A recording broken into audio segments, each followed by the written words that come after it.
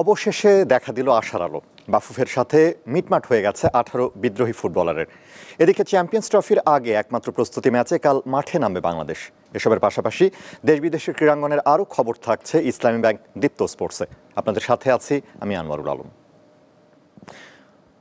অবশেষে জাতীয় দলের ক্যাম্পে ফেরার সিদ্ধান্ত নিয়েছেন 18 বিদ্রোহী নারী ফুটবলার। বিষয়টি নিশ্চিত করেছেন বাফুফের নারী উইংয়ের চেয়ারম্যান মাহফুজা আক্তার কিরণ। নিজেদের অবস্থানে অটল বিদ্রোহী 18 ফুটবলারের অবশেষে মন গলেছে। বাফুফের আহ্বানে সাড়া দিয়ে পিটার বাটলারের অধীনে অনুশীলনে ফেরার সিদ্ধান্ত নিয়েছেন তারা। তাদেরকে বাইরে রেখেই 37 ফুটবলারের সাথে এরই মধ্যে চুক্তি করেছে বাফুফে থেকে জানানো হয়েছিল বিদ্রোহীরা অনুশীলনে ফিরলেই তাদের সাথে চুক্তি করা হবে। তবে আপাতত 24 তারিখের পর ছুটিতে যাবে মেয়েরা।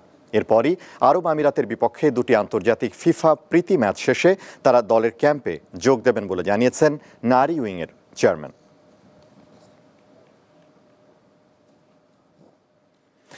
ক্রিকেটার সাকিব আল হাসানের খ্যাতি দেশের গণ্ডি ছড়িয়ে বিদেশে রয়েছে।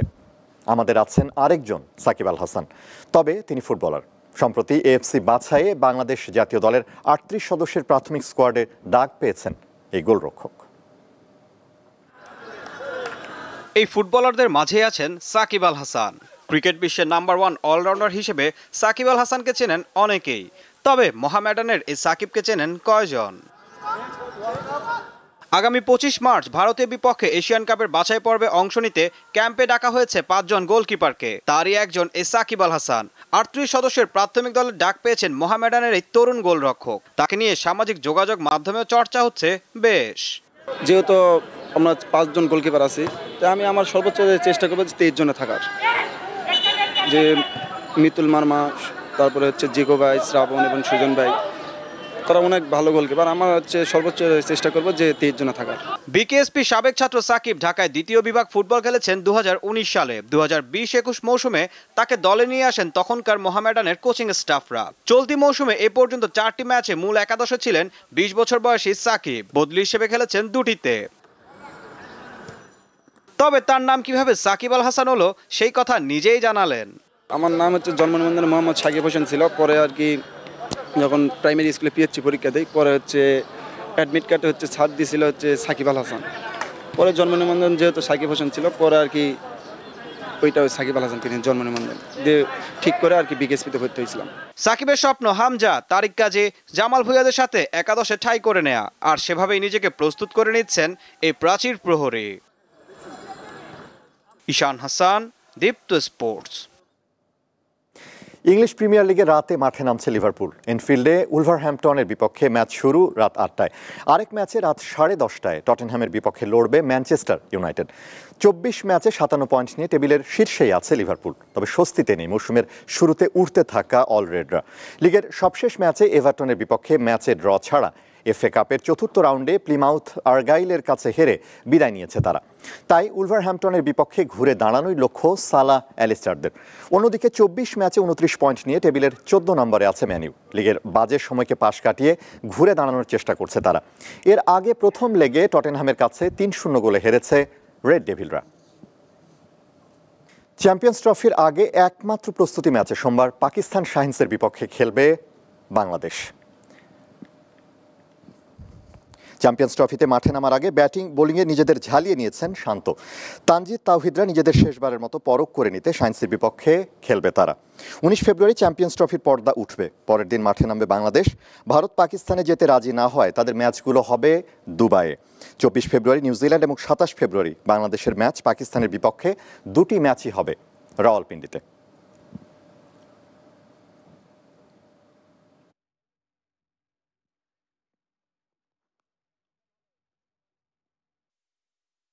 প্র্যাকটিস ম্যাচটা থেকে আমরা মেইন ম্যাচের প্রিপারেশনটা নিয়ে নিব এবং উইকেট সম্পর্কে যত বেশি ইনফরমেশন নেওয়া যায় এবং কোন বল এখানে বেশি কাজ করতেছে, কোন লেন্থে বল করলে ব্যাটসম্যানরা স্ট্রাগল করতেছে, ওই জিনিসগুলো আমরা ডিট করার চেষ্টা করব প্র্যাকটিস ম্যাচ। দরজায় কড়া নাড়ছে আরও একটি ICC champions trophy. Jasprit Bumrah থেকে শুরু করে মিচেল স্টার্ক এখন পর্যন্ত আসর থেকে ছিটকে পড়েছেন বেশ কয়েকজন তারকা। তাতে শিরোপা মিশনে নিঃসন্দেহে ধাক্কা খাবে দলগুলো। দুইবার করে শিরোপা জিতে আইসিসি চ্যাম্পিয়ন্স ট্রফির সবচেয়ে সফল দুই দল ভারত ও অস্ট্রেলিয়া। এবারের আসরের স্কোয়াড চূড়ান্ত করার শেষ দিনে বড় পরিবর্তন এসেছে এদের উভয়েরই। চোট আর অন্যান্য বিষয় মিলে সবচেয়ে বেশি ক্ষতিগ্রস্ত অস্ট্রেলিয়া, কারণ শেষ সময়ে তাদের স্কোয়াডে এসেছে 5 পরিবর্তন। প্যাট কামিন্স আর জশ হ্যাজেলউড চোটের কারণে ছিটকে যাওয়ার পর শেষ দিনে ব্যক্তিগত কারণে নাম প্রত্যাহার করে নিয়েছেন মিচেল স্টার্কও। সেই সুবাদে দীর্ঘদিন পর অধিনায়কের আর্মব্যান্ড উঠেছে স্টিভ স্মিথের বাহুতে। তার সেনাদের মধ্যে নতুন নাম তানভীর সানহা। সব মিলে অস্ট্রেলিয়া দলটাতে 7 জন ব্যাটার, 3 জন অলরাউন্ডার আর 5 জন পেসার আছেন।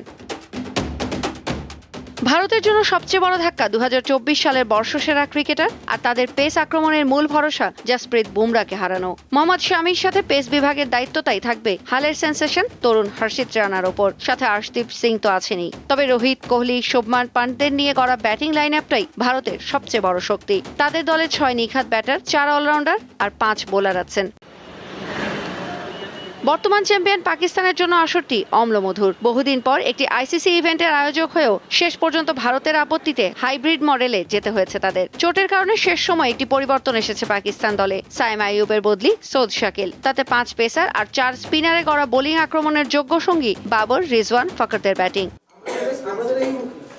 বাংলাদেশের স্কোয়াডে শেষ সময় কোনো পরিবর্তন আসেনি, তবে 2 পেসার হাসান মাহমুদ আর খালেদ আহমেদ দলের সাথেই দুবাই গেছেন। বাংলাদেশের স্কোয়াডে 6 জন নিখাত ব্যাটারের সাথে অলরাউন্ডারের তকমা গায়ে নিয়ে দলে আছেন মাহমুদুল্লাহ ও সৌম্য। তাতে টাইগার স্কোয়াডে 6 ব্যাটার, 6 অলরাউন্ডার আর 3 genuine pacer. South Africa, England আর আফগানিস্তানও শেষ সময় একটি করে ক্রিকেটার হারিয়েছে চোটের কারণে। তবে এদের মধ্যে আল্লাহ মোহাম্মদ গাজনফরের ছিটকে যাওয়াটাই আফগানদের এগিয়ে রাখছে কপাল পোড়ার তালিকায়। শেষ সময় পর্যন্ত স্কোয়াডে কোনো পরিবর্তন আনতে না হয় সুখী দল কেবল নিউজিল্যান্ডই। অবশ্য তাদের স্কোয়াডেও আছেন 2 জন চোটাক্রান্ত ক্রিকেটার। সেই নাম দুটি লকি ফার্গুসন আর রচিন রবীন্দ্রর মতো ইনফর্ম তারকা হওয়ায় চিন্তামুক্ত থাকার সুযোগ নেই ব্ল্যাক ক্যাপদের। তৌসিয়া ইসলাম, দীপ্ত স্পোর্টস। মেজর লিগ ক্রিকেটের দল লস অ্যাঞ্জেলেস নাইট রাইডার্স সামনের মৌসুমের জন্য দলে রাখেনি সাকিব আল হাসানকে। রাজনৈতিক পট পরিবর্তনের পর সাকিব আল হাসানের ক্যারিয়ারেও চলছে টানাপোড়েন। বাংলাদেশের হয়ে শেষ টেস্ট খেলার স্বপ্ন পূরণ হয়নি। তার উপর সন্দেহজনক বোলিং অ্যাকশনের কবলে পড়েছেন তিনি। এবার গত মৌসুমে নাইট রাইডার্সের হয়ে খেলা সাকিবকে তার দল ছেড়ে দিয়েছে। গত বছর মাত্র 4 ম্যাচ খেলেছিলেন এই বাঁহাতি। উইকেট নিয়েছিলেন মাত্র 1টি, রান করেছেন 60। ভারতে লিজেন্ড 90 লিগে খেলার কথা থাকলেও সেখানেও তাকে দেখা যায়নি। তিনি বাংলাদেশের হয়ে সর্বশেষ খেলেছেন গত অক্টোবরে ভারতের বিপক্ষে টেস্টে।